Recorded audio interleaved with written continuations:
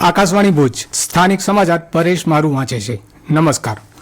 પ્રધાનમંત્રી નરેન્દ્ર મોદીએ આજે વિશ્વ વન્યજીવન દિવસ નિમિત્તે જૂનાગઢ જિલ્લાના સાસણગીર ખાતે રાષ્ટ્રીય વન્યજીવન બોર્ડની 7મી બેઠકની અધ્યક્ષતા કરી હતી। આ બેઠકમાં કેન્દ્રીય પર્યાવરણ મંત્રી ભૂપેન્દ્ર યાદવ, વિવિધ રાજ્યોના સભ્યો, આ ક્ષેત્રમાં કાર્યરત એનજીઓના પ્રતિનિધિઓ, વન્યજીવન વોર્ડન અને વિવિધ રાજ્યોના સચિવોએ ભાગ લીધો હતો। બોર્ડની બેઠકમાં વન્યજીવન સંરક્ષણ અને વ્યવસ્થાપનને લગતા વિવિધ મુદ્દાઓ પર ચર્ચા કરવામાં આવી હતી। આ બોર્ડ પ્રધાનમંત્રીના અધ્યક્ષપદે વન્યજીવન અને જંગલોના સંરક્ષણ અને વિકાસને પ્રોત્સાહન આપવા માટે કાર્ય કરે છે। કચ્છ સહિત રાજ્યની તમામ શાળાઓમાં બાલવાટિકાથી લઈને ધોરણ 2માં અભ્યાસ કરતા વિદ્યાર્થીઓનું આજથી મૂલ્યાંકન કરવાની કામગીરી શરૂ કરવામાં આવી છે। નિપુણ ભારત અંતર્ગત GCERT દ્વારા હાથ ધરવામાં આવનાર વાર્ષિક સર્વેક્ષણમાં બાળકોના વાંચન, લેખન અને ગણનનું મૂલ્યાંકન કરવામાં આવશે। આ કાર્યવાહી 21 માર્ચ સુધીમાં પૂર્ણ કરવા માટે આદેશ આપવામાં આવ્યો છે। શિક્ષકો દ્વારા વ્યક્તિગત અને સામૂહિક પ્રવૃત્તિ દ્વારા બાળકોનું મૂલ્યાંકન કરવામાં આવશે અને ત્યારબાદ વ્યક્તિગત ઉપચારાત્મક શિક્ષણ કાર્ય હાથ ધરાશે। ગાંધીધામ મહાનગરપાલિકા દ્વારા કરદાતાઓ પાસેથી લગભગ 17 કરોડ રૂપિયાના કરની વસૂલાત કરવામાં આવી છે। ચાલુ નાણાકીય વર્ષના અંતિમ દિવસોમાં હજુ કર વસૂલવામાં આવશે। કર વસૂલાત માટે 3 ટીમો કામે લાગી છે।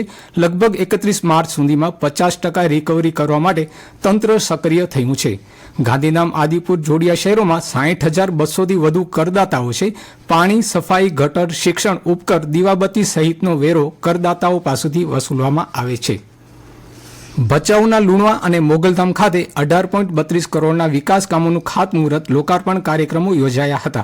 લુણવાના રાધેકૃષ્ણ મંદિર ખાતે ધારાસભ્ય માલતીબેન મહેશ્વરીના હસ્તે વિવિધ માર્ગોનું લોકાર્પણ કાર્યક્રમ યોજાયો હતો, જેમાં તેમણે પોતાના મત વિસ્તારમાં અત્યાર સુધીમાં 400 કરોડના કાર્યો કરાયા હોવાની વાત કરી હતી।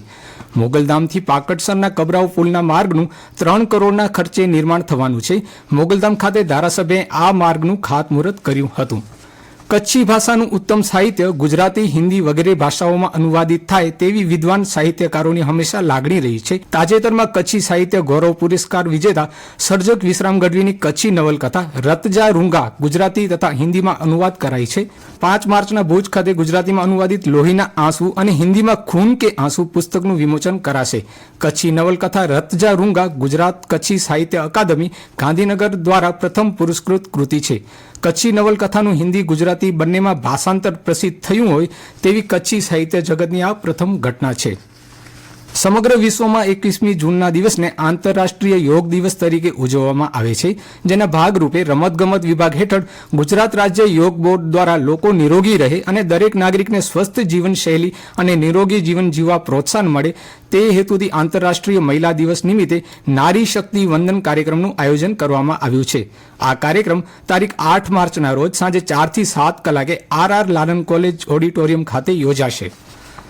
વિશ્વમાં દર વર્ષે 3 માર્ચના રોજ વિશ્વ હેરિંગ ડે તરીકે ઉજવવામાં આવે છે। અદાણી સંચાલિત GK જનરલ હોસ્પિટલના કાન, નાક અને ગળાના વિભાગના વડા ડોક્ટર નરેન્દ્ર હિરાણીએ કહ્યું કે એક સર્વે અનુસાર ભારતમાં 6 કરોડથી વધુ લોકો સાંભળવાની સમસ્યાથી પીડાય છે।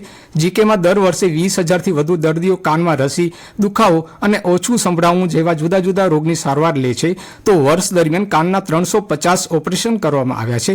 દરેક વ્યક્તિએ કાનની સંભાળ અવશ્ય લેવી જોઈએ અને ડોક્ટર દ્વારા સૂચવેલા નિયમોનું અનુસરવા જોઈએ।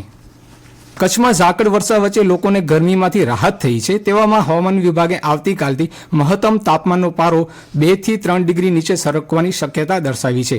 શિયાળાની વિદાય સાથે ઉનાળાનો પ્રારંભ થઈ ગયો છે અને ગત સપ્તાહે દિવસે ગરમી અને રાત્રે આંશિક ઠંડક વચ્ચે બેવડી ઋતુ અનુભવાઈ હતી, જેના કારણે શરદી, ઉધરસ, તાવના કેસોમાં પણ ઉછાળો આવ્યો છે।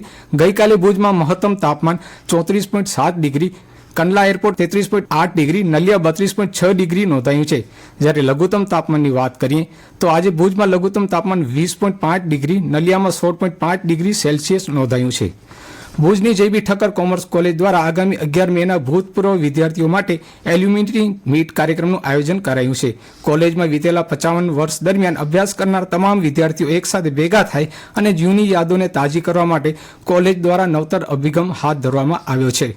આ માટે કોલેજ દ્વારા અત્યારથી નામ નોંધણી શરૂ કરી દેવાઈ છે અને કોલેજ સાથે જોડાયેલા સંલગ્ન બેચના વિદ્યાર્થીઓ પણ આ માટે પ્રયત્ન કરી રહ્યા છે। અને આ સાથે સ્થાનિક સમાચાર પૂરા થયા। નમસ્કાર।